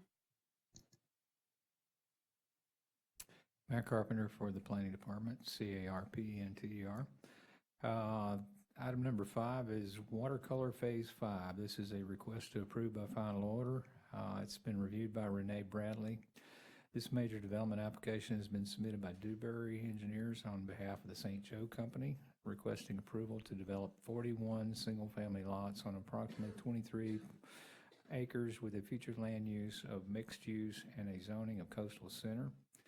Project's located approximately 340 feet from the County Road 395 and West Forest Lake Drive intersection on the north side of the road, and it's identified by the parcel number in your package. Renee has reviewed this, and I'll ask her to briefly explain it.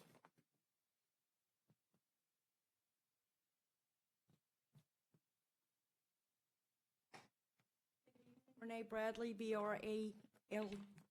I had to think about spelling my name this day. Matt did a good job briefing y'all on what they're requesting. When we came before you last time, the homeowners association had some questions about stormwater. They wanted their engineers to review it. That's taken place, and there was a handout at each one of your stations where you can see where their engineer has responded, as well as the engineer for Watercolor, on what they agree with and what they don't. The applicants here can explain to you how they're moving forward in that process. Other than that, staff doesn't have any outstanding comments. And I'd be glad to answer any questions for you. Any questions for staff? No, they can answer the one about whether they agreed or not, because that's going to be. Yeah. Thank you.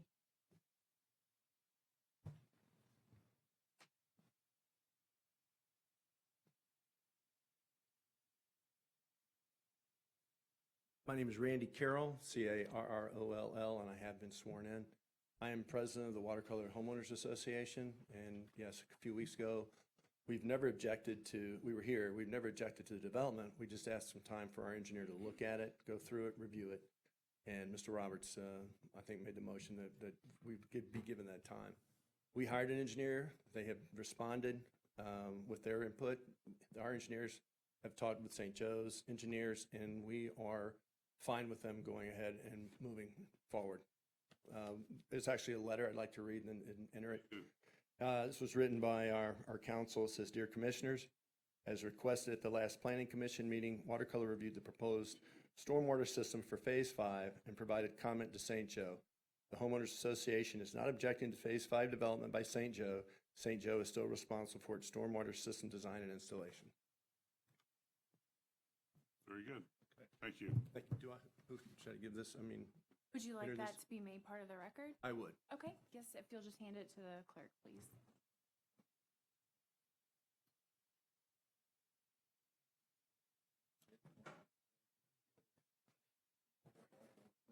Jeff Britton with Dewberry, Brittain. I have been sworn in. We agree. We've met with the HOA multiple times, discussed this proposed stormwater approach, and if you guys want to hear any of the details about it, I'll be happy to talk about it, but if not, I'm here to answer any questions you may have. Okay, very good. Anybody have any questions? I think we all probably recall it pretty well. Thank you. I do appreciate y'all doing this. Yeah, I mean, it's nice that you work together to get it done and clear up anything. Mr. Babcock, did you have some? No. Okay, we don't have anybody signed up to speak. Does anybody wish to address this item? If not, we'll close public comments. Commissioners? Move to approve. Second. Motion and a second. All in favor, say aye. Aye. Opposed? Motion carries.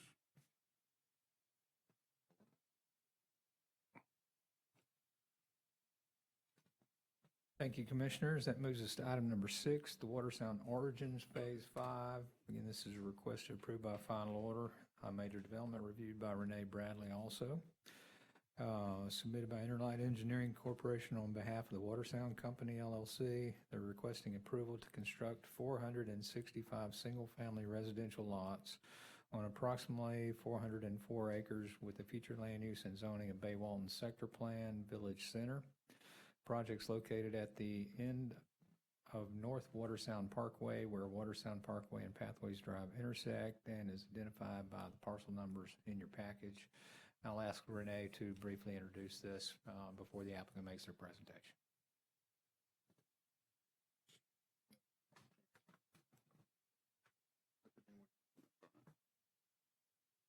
Good evening again. Renee Bradley for the record.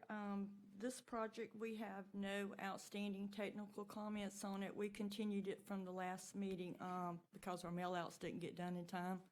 So there was no technical reasons other than that for us to continue it. And I'll be glad to answer any questions for the board. Otherwise, I'd like to turn it over to the applicant. Do you have any questions for staff at this time? Okay. Thank you. Good evening, I'm David Smith with Interline Engineering, SMITH, and I have been sworn in.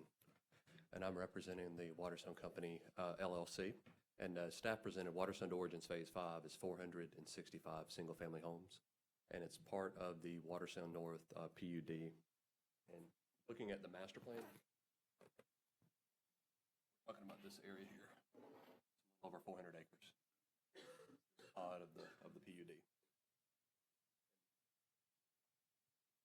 Looking at the site plan, we're proposing 2 access points. This connects to North WaterSound Parkway. This is a new road, and then this connection is to WaterSound Origins Phase 4 that's currently under construction.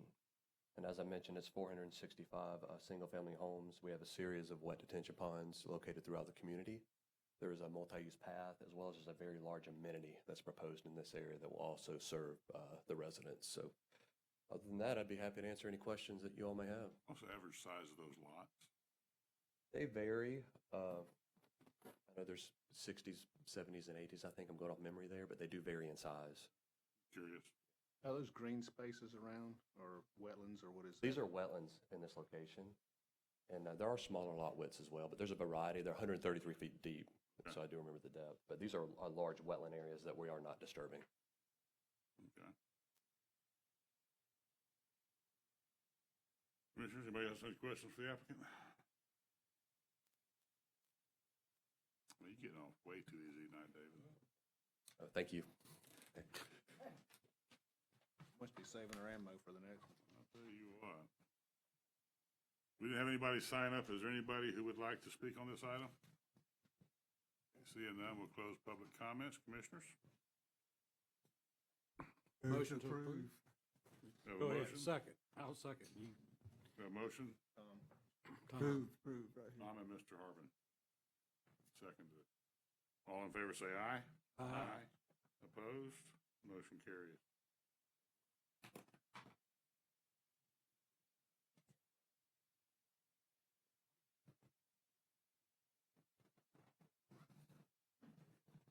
Thank you, Commissioners. This moves us to item number 7, the T-Mobile Sierra Holdings Sell on Wheels. This is a request to approve a final order. It's a major development reviewed by Renee Bradley, submitted by Baker Donaldson on behalf of Sierra Holdings LLC, requesting approval of a temporary cell tower on wheels on approximately 2.5 acres with a future land use for residential and zoning and neighborhood infill. Project's located at the south side of Seacroft Drive, approximately a half mile east of County Road 393, and is identified by the parcel number in your package. This is an additional temporary tower that is requested to be placed on the site where we have other temporary towers, waiting the opportunity for the new tower to be constructed on the site where Regional Utilities is constructing new water tanks on ground. These towers were previously on an elevated tank, which was removed to be replaced by larger capacity ground tanks. There's been significant delay with the Regional Utilities construction project. And in the meantime, we've been planning these temporary towers a couple of blocks away from where they will ultimately be located. As of earlier today, it appears that it's going to be another 6 to 9 months before the new tower would be available, based on the availability of the site to begin construction and the completion of the tower construction plans and permitting of that. We'd like to request staff report be entered into the record. Renee may have some additional comments also.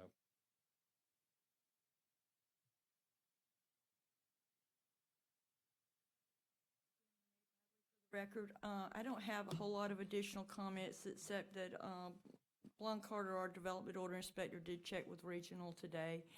And from what I'm understanding, they're saying that they're ready for the tower construction to get started.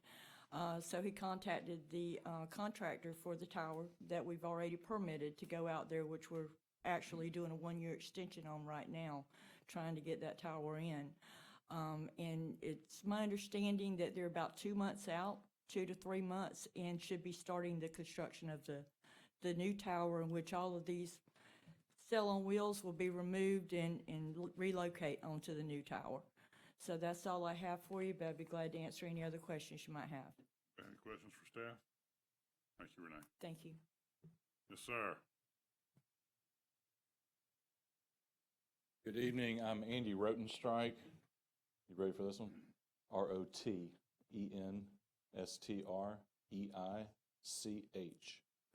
Did you say that again? Rotenstrike. What was your first name? Andy. I'll just go by that. Go by that, Okay. right. I hear that all the time. Good evening. I'm here for, on behalf of T-Mobile. We were here previously for AT&T asking for the same thing. I think Mac and Renee have kind of laid it out perfectly. We are ready and willing to get on the new tower if we can just get it built. So I think everything seems to start to be getting worked out for the tower to go up, and as soon as it is, we'll be out of here on the temporary. Understood. Anybody have any questions for the applicant? Thank you, sir. Thank you. Once again, open public comments. Does anybody have anything to say on this item? Okay, we'll close public comments. Commissioners? Motion approved. Second. A motion and a second. All in favor, say aye. Aye. Opposed, motion carries.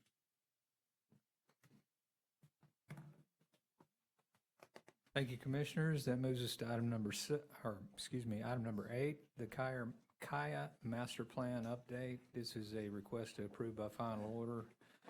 This major development was reviewed by Bob Barante, submitted by Jenkins Engineering on behalf of SBG-PR LLC, requesting approval for a revision to the PUD master plan on approximately 36 acres with a future land use of mixed use and a zoning of traditional neighborhood development.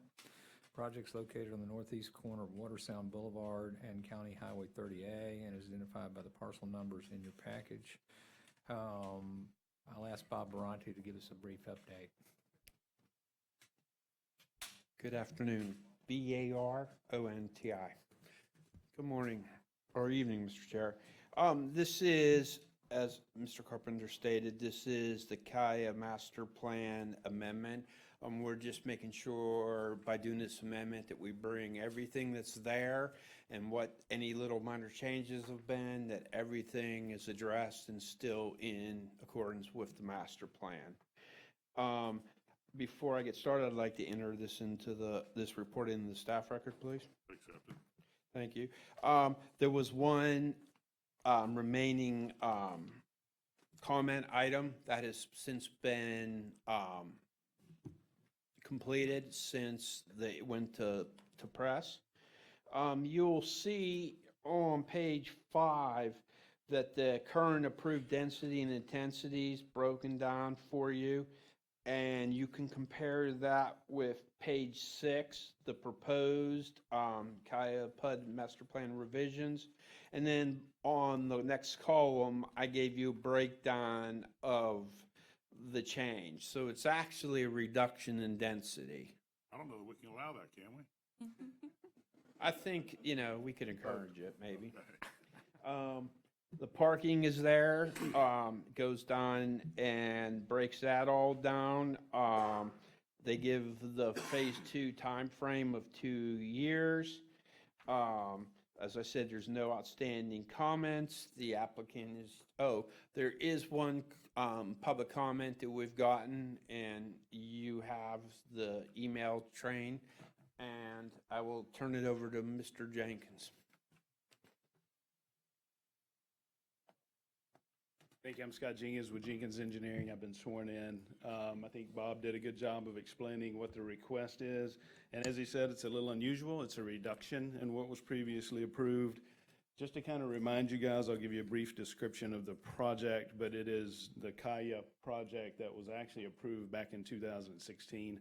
And it's been under construction for the last couple of years now, and they are working on certain portions. Basically, the property itself is about 28.6 acres total, with the vast majority being on the north side, 30A, smaller section being on the south side here. The completed portions of the property right now of the project actually consist of several sections. Everything in green, certified, platted. Here, the blue section here, infrastructure is, and this section is flat also, and infrastructure is also. The rest of it still has to be built. They're progressing on further to the east. Are there any changes on the south portion? No, there are no changes on the south proposed at all. Just to run through the changes that are being requested really quickly, so that you can see. This is just a table that shows the originally approved development order. For single-family residential, there was a total of 54 approved. The request is to reduce that to 62. There were 21 townhome units approved. The requested amendment is to increase that by 67. There were 69 PM units. Requested to increase that to 4. There was limited lighting. 25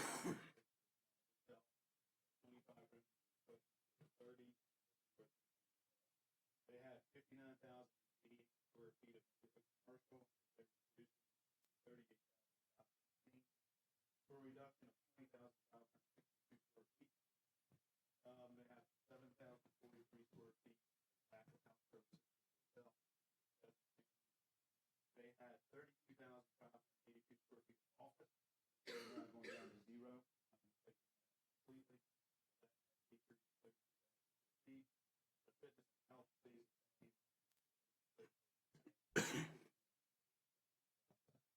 So basically, it's an overall reduction. The biggest change is probably traffic.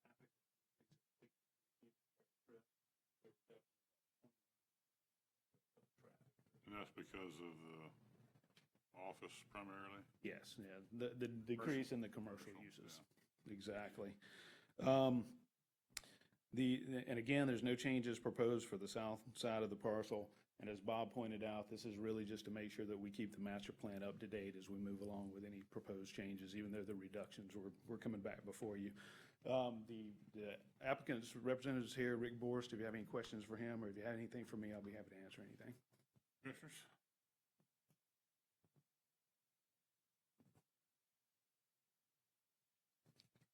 Nothing right now, Scott. Thank you.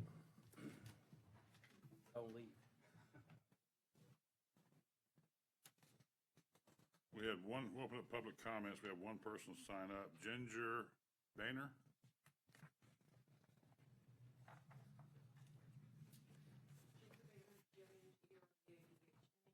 347 Sandcliffs Drive. I'm on the south side, adjacent to the property that's coming down. Morning. Yes, I was. Sounded really good, but all I kept hearing was they're increasing the density, not decreasing. They're increasing the condo density by 7. They're increasing something else by 8.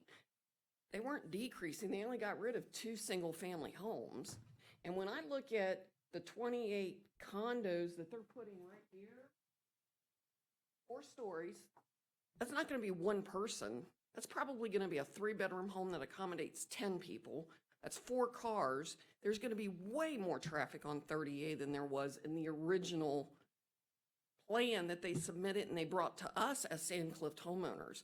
When they showed us that plan, there were trees lining 30A, no big buildings. These buildings on each end are the 50-foot tall buildings, right on 30A, right on the corners. It's going to look terrible. I mean, 30A is a small, quaint, cute community, is what it's supposed to be. That's why there's no high rise. 50-foot condos right on the corners and a 3 or 4 story parking amenity all the way over of the community. You know nobody's gonna park in there and walk over to the other corner of the community.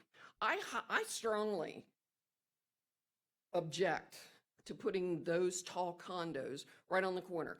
It's like I said, when they first started out, move it back off of 30A so it doesn't detract from what we have, making it so commercialized. Move it back. Give us some more green space. Give us some more trees. I mean, I saw thousands of trees on their original plan. Now, I haven't been to any of these subsequent meetings, but what they're planning and what they're showing now is totally different from what they had before. And the last statement I want to make is before we keep approving more and more and more and more people and cars, they need to get right what they've started. And my husband's going to talk about that because we've got serious drainage issues caused by Kaya already. Okay. You want to speak, sir?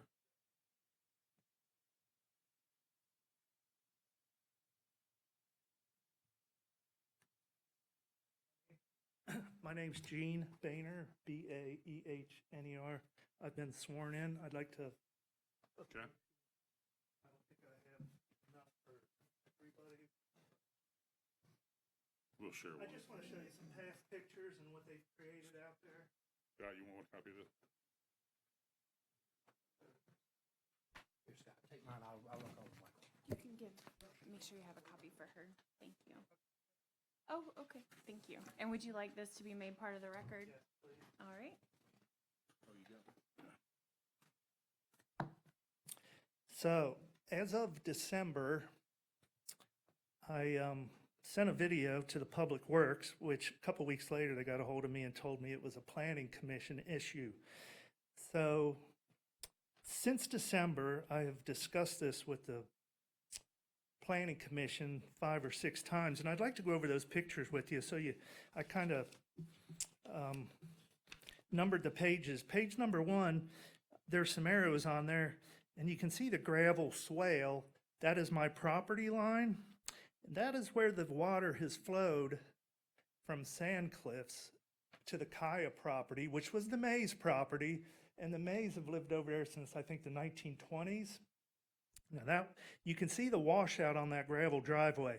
That water, the driveway to the left, when it went out to 30A, it's about 1,000 feet long. That water came down the gravel driveway, hit this low spot.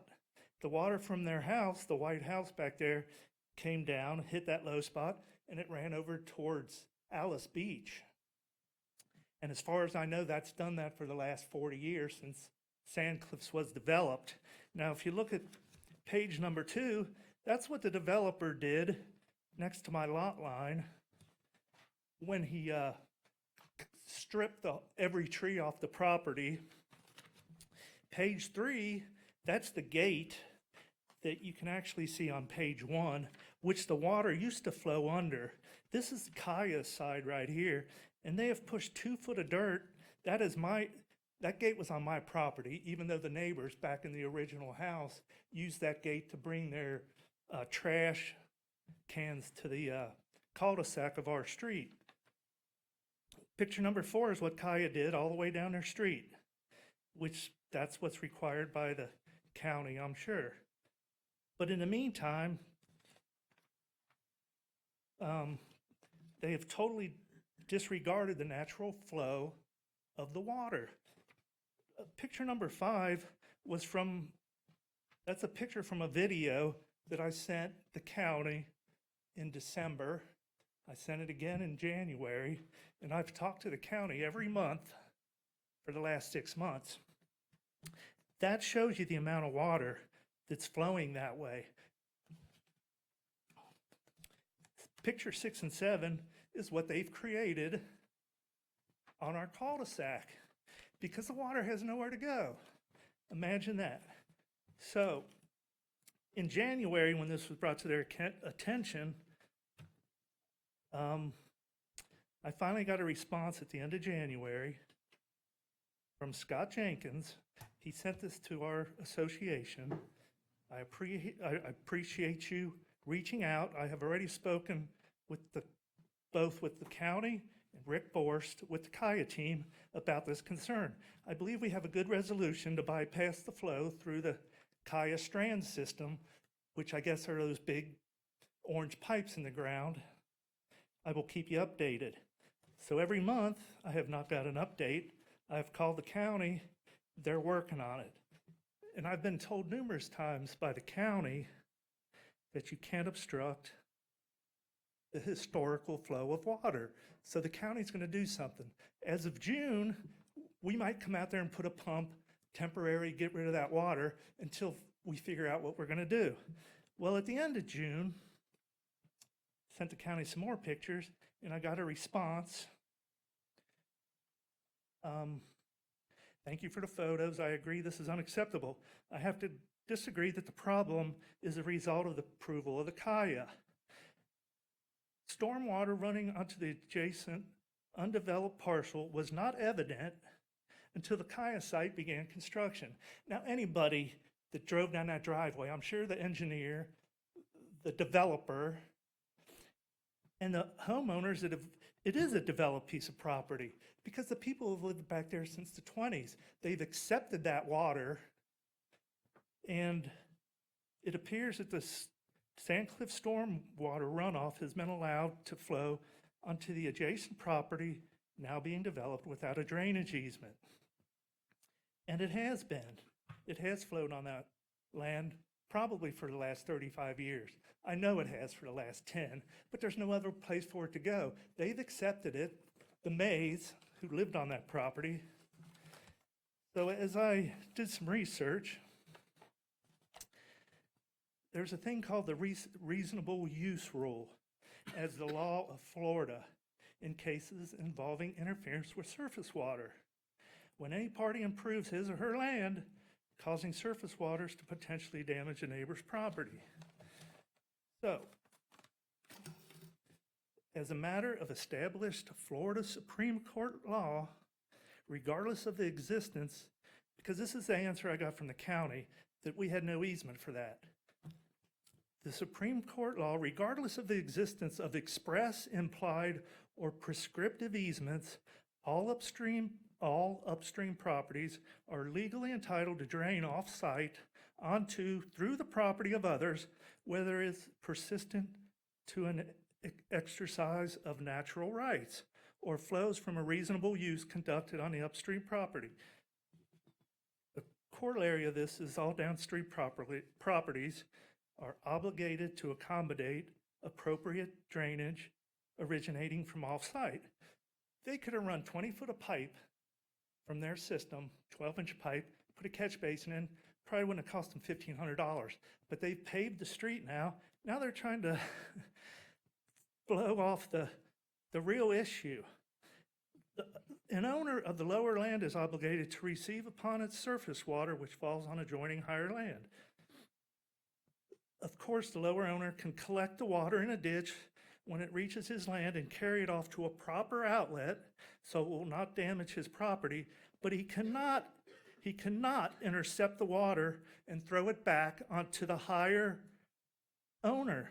The higher owner, which is our subdivision, cannot change its natural manner of flow by collecting it in a ditch and discharging it upon the servient land at a different place in a different manner. So we can't take that water and put it over on him in a different way. It's his responsibility.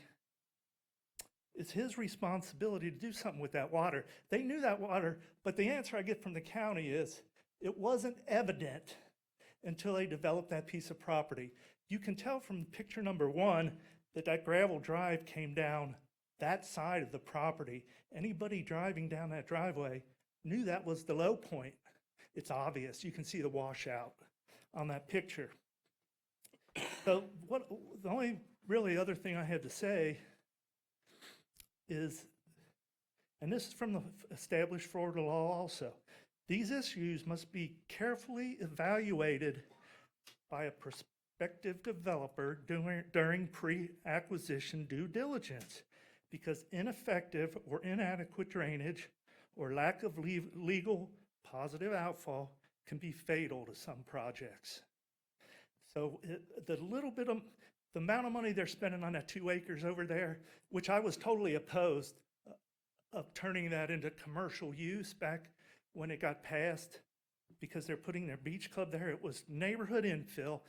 I did my due diligence when I built my so-called retirement home, and there was only supposed to be 14 houses over there. Now there's commercial. There's, they got their commercial project approved. So obviously it might not be my retirement home as my family and I had planned. But to close with this, I would like an answer from somebody here regarding the email that I sent 2 weeks ago that I have not received an answer on. And this is the question I had. So regarding the county's position, it is okay for a developer to add 16 inches of fill to my property line and totally disregard the historical flow of water from one property to another. I wanted a yes or I wanted a no. I can't get an answer. We'll try to get that answer for you, Mr. Chairman. I appreciate it. I'd like that answer. We're going to work on that right now. Okay. And I think that's all I have. I just don't understand why the residents of Walton County have to hire a lawyer to protect our property rights. I didn't hire one last time when they approved that commercial building in my side yard. It's 5 foot off my yard. It's 5 foot off my house. That commercial endeavor that they're doing over there. My neighbor was lucky enough that he did. My neighbor did hire a lawyer, and I think he got a pretty good deal out of the developer to drop the lawsuit. But that's another chapter in the book. Thank you, sir. All right. I hope you guys do the right thing this time. That's all I can tell you. But I will see the county commissioners on this in a couple of weeks also. So I appreciate your time and have a good evening. Thank you. Yes, sir. Just to address a couple of things. This, I don't know if you guys can see this or you want me to pass it around. This is actually the original approved site plan that came with Kaya. Just to address Mrs. Banner's question about the building. There actually were approved buildings originally on both corners, same height, the ones that are proposed now. The parking garage is located in the same location, it's just a little smaller. I don't know if you guys. No, and that's just to address that question. As far as the drainage goes, I mean, what I can tell you is that I know that I've had a couple of conversations with the president of the HOA, Bill Hodges. They've hired an engineer that's evaluating their entire subdivision. Right now, it's Neil O'Connell, and I've had conversations with Neil and shared information with him. And I know he's working on it. I've provided him our information to see what a possible solution is for them. I think part of the issue is really that Sand Cliffs is an older subdivision. They've kind of paved most of their right-of-way or the parts that are developed, and they don't have the swales available that were there at one point. But I can tell you that I know that Neil's working on coming up with a solution, and we're happy to work with him as he goes through. I would think that, these are pretty, it's obvious that there's a problem. At least I see a problem. Well, I'm curious as to, I was always under the impression that you had to maintain the water on your own property. That is the rule of the county currently, yes. But when, That's right. When Sand Cliffs was developed, that would not have Right, been the case. previous to what you're doing now, that wasn't required for them, right? For Sand Cliffs? No, I believe it was required for Right. Sand Cliffs. And I understand completely what they're saying as far as historical water flow. That just makes sense to me. Well, I think it was historical because nobody was saying anything Right. about it, But you've got developments going on now where your project's having to maintain their water on their property. That's correct. And we I have to would maintain the assume- 100-year event and retain it, actually, so. And I would assume if their subdivision had been engineered correctly, they would be maintaining their water on their property. But that's not a fair statement if their development was engineered correctly to the plan at that time. Well, I'm saying to today's It's different, you're today's talking about standards. different times. Yeah, okay. Well, Mac, what was were the standards at that time? The subdivision was developed in the late 1970s and subject to the subdivision regulations of 1975, which in section 16.1 or .3 drainage. Complete drainage plan shall be submitted by the subdivider and approved by the county engineer. Plan shall show sufficient documentation to demonstrate the capability of the drainage system to collect, control, and dispose of storm runoff. The drainage system will include all catch basins, manholes, inlets, head walls, bridges, pipes, settling basins, green belted open space, etc., deemed necessary by the county engineer. The drainage system shall be based on the facilities necessary to dispose of runoff according to the recurrence frequencies listed below. Rainfall data shall be obtained from the Florida DOT rainfall curves.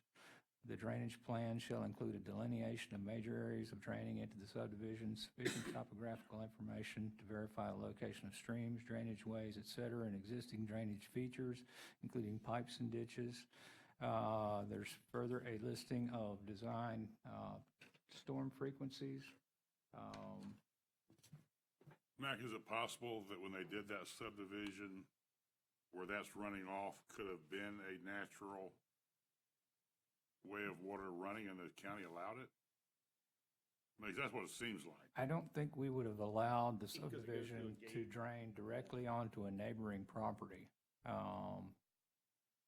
There is a Supreme Court case about that. Yeah, I'm just asking you a question. I don't know. Now, this was developed in the late 1970s. Right. That was close to 40 years ago now, and what may have been originally designed there may not be there now. Right.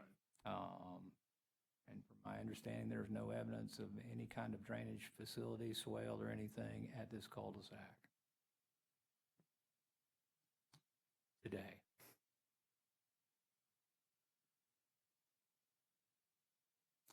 What is it, I mean, what type of solution could there be?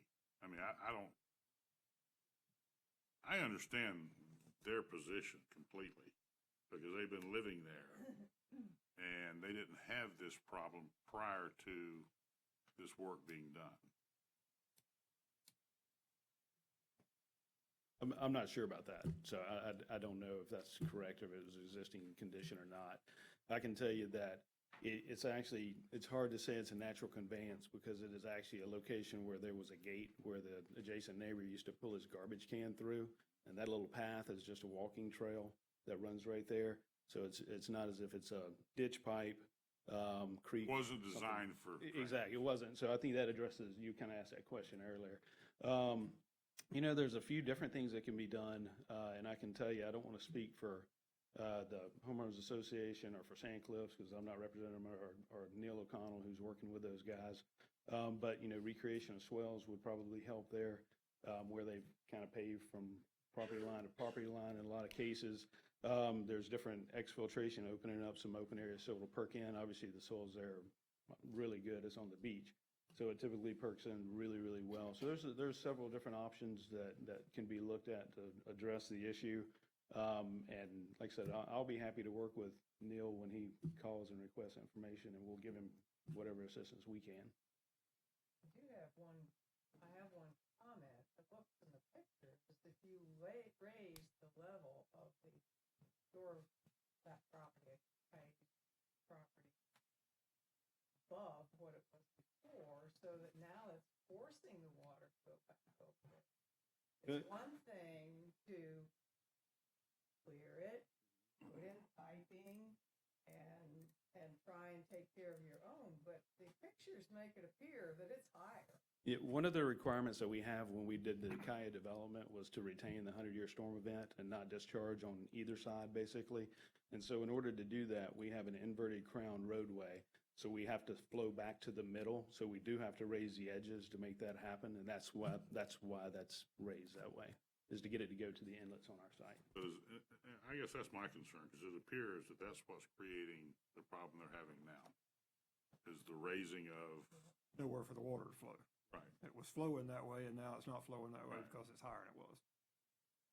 I can tell you, though, however, that just on the other side of the Kaya property, the Alice Beach property is located there, and they're developing there, and that property is actually higher. So there wasn't a natural flow path to the east in that direction. So if it was a low point, it was just a hole, basically, that it was going to. Still think it boils down to the fact that they're supposed to maintain their own water on their property. They're not supposed to have runoff on other people's property. So, I mean, that's the issue. Ma'am? Rules right now. I've been sworn in, can I speak? Property owner. Okay. Yeah, Jason Romero.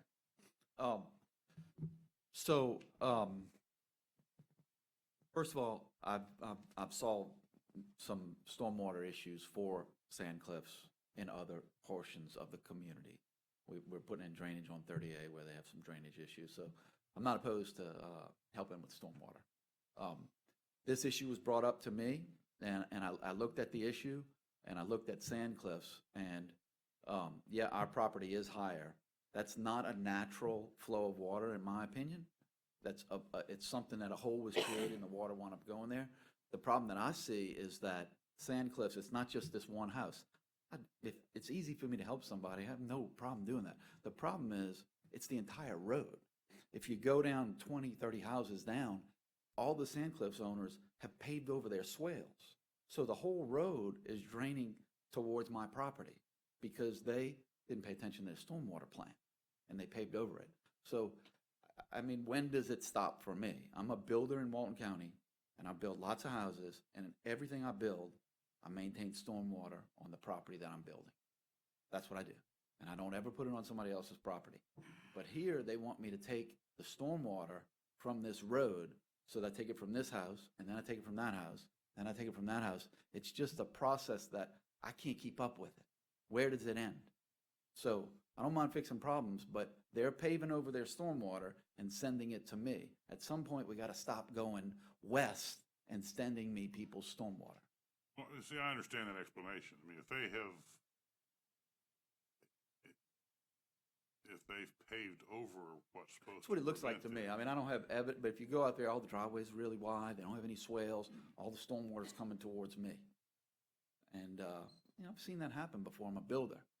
The reality of the situation is we all need to be sustain and manage our own stormwater.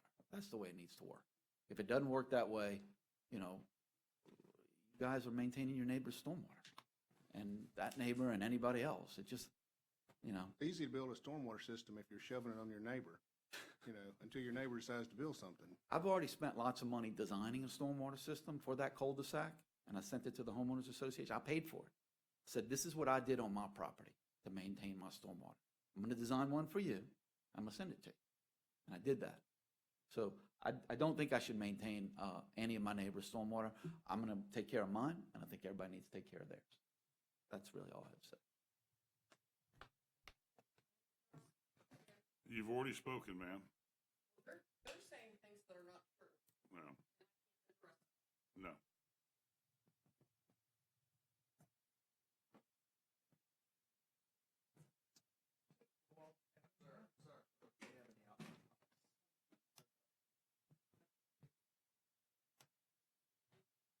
I think it's a catchy situation when you've got property it's been draining one direction, and I see their point where it's been draining there, and it's, whether they was supposed to be collecting it or what, it was still going that way, and it's not an issue. Well, now it is an issue.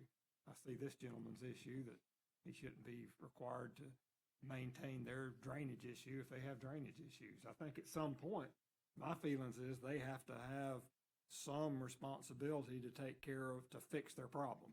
I mean, it's been a problem, and their problem was taken care of by the other people's property for all these years, and now it's not, and maybe it may be getting worse because they built their property up, but still, they still have some type of responsibility to maintain their water off. They've got to do something with it. And I feel for both sides, but I still think it's a touchy situation, but they still have to have some responsibility of maintaining their water issue. And if their engineers are working on it, then obviously they feel like they have some responsibility to take care of that issue if they have engineers working on it. It's unfortunate. When, I don't know, every house on that street may be the same way, but you have one house that's bearing the brunt of a whole neighborhood's problems, but it's the neighborhood's problem. It's not the next neighborhood's problem. Well, the neighborhood may have to get together and help solve it, though. It's their responsibility. And, you know, everybody's maintaining them. This is the only fair way to do it, is let everybody maintain Well, I their don't own disagree. I don't water. disagree. I would think the homeowners association would have some input, and I guess nobody's here from, I don't know if the folks that left as part Mac, of have the y'all had homeowners any communication association. with them at all?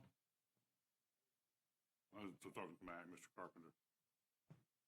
Yes, he was quoting from an email that I had sent in response to the pictures that I received, that I agree.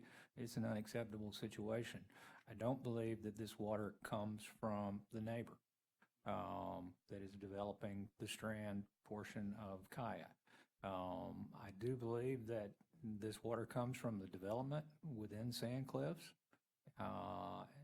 It's way beyond what the historical flow might have been on undeveloped land, and it's coming straight down the street, into the cul-de-sac, over the edge of the cul-de-sac, and onto the neighbor's property.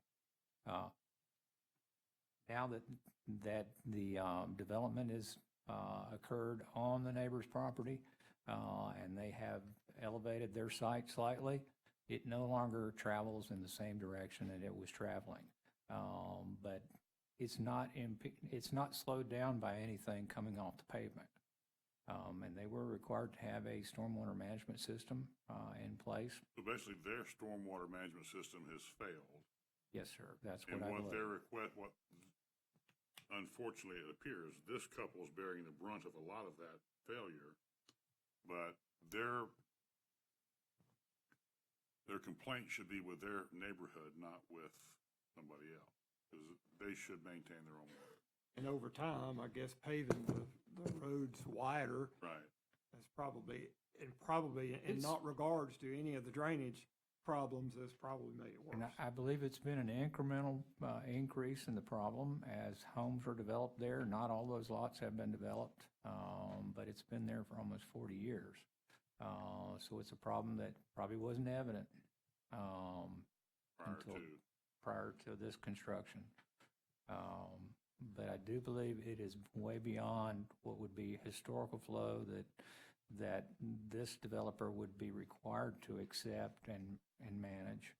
I mean, we do have rules in the Land Development Code related to historical flow. That's typically not the water coming off my neighbor's house unimpeded by any kind of stormwater management system. Were they, I forget the man's name, but he said he was told to come to the planning commission. This is not part of. I think what he was referring to was the planning department. Frequently, people refer to the planning commission as. It's a concern, and I have sympathy for what they're going through, but I didn't understand why we, as a planning commission, were trying to deal with it. It didn't seem appropriate, and it was not part of the. It's not part of this development. That we've been asked to approve.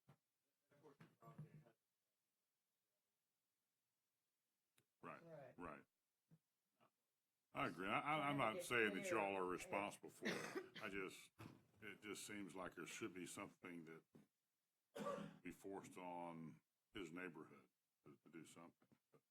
Well, and I think certainly the information provided tonight that they've engaged O'Connell engineers to evaluate their own Shows that they stormwater understand it. is recognition that the HOA has some responsibility in correcting this problem. We don't know that when they had a system set up, that as they built it out, the owners were required to keep it in place. You know, a lot of that happened in the past where if they had swells in there, they just cut them down and build over them and stuff. So, you know, the rules are different now. They'll make you keep them maintained now. All right, anybody else? Okay, we'll close public comments. Commissioners?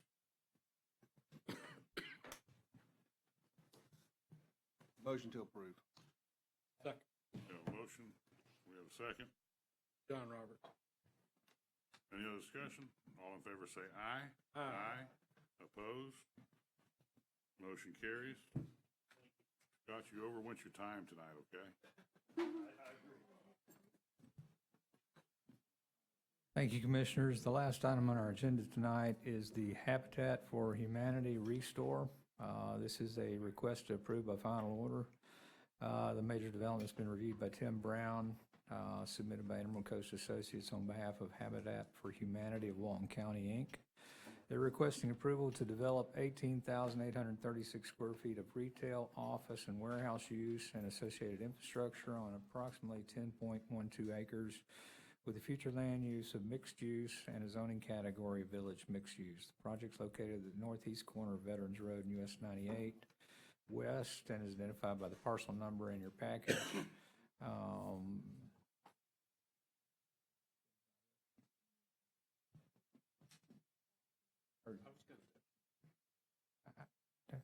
Tim is not here tonight. Bob's going to stand in for him. I am not Tim Brown, I'm Bob Baronti, B-A-R-O-N-T-I. I'd like to enter this staff report in the record. Accepted. As Max reviewed the project, that covers it pretty well. All the comments have been addressed. This project has been through the DRB. The DRB voted 5-0 to approve this project with the following conditions: that 1, add a western cross connection to the project, and 2, redistribute the landscaping for the western cross connection elsewhere on the site. There has been no public comments received. There are no outstanding comments.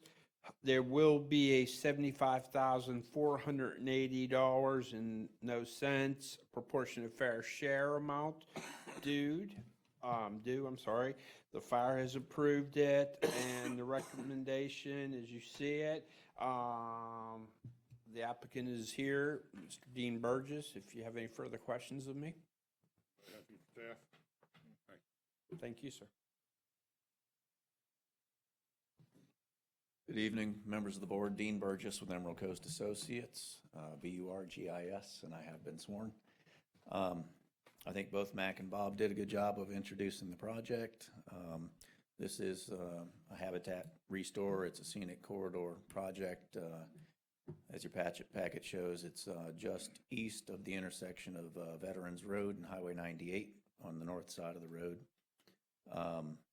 It'll include roughly 2,600 square feet of office, 4,200 square feet of retail space, and 12,000 square feet of warehousing area where they'll prep the things as they come into the store.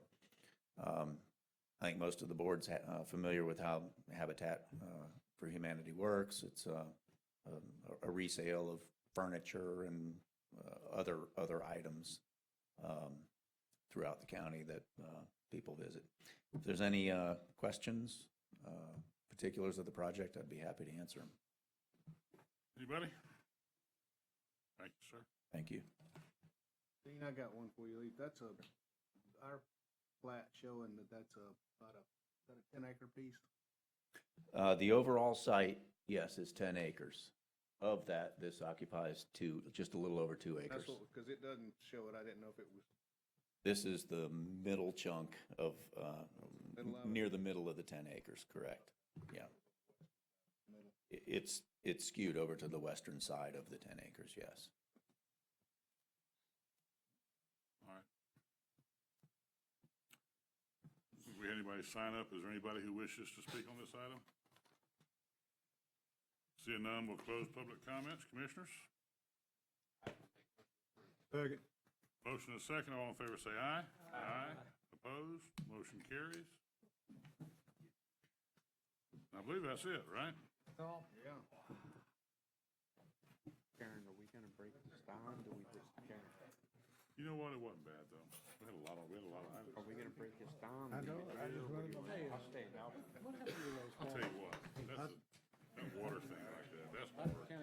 My name clearly. But you can't blame them. No, you can't. That's what they didn't want to hear that, I know. because it's been doing that for years. Yeah, we've had the luxury of that happening for years, but it's not right.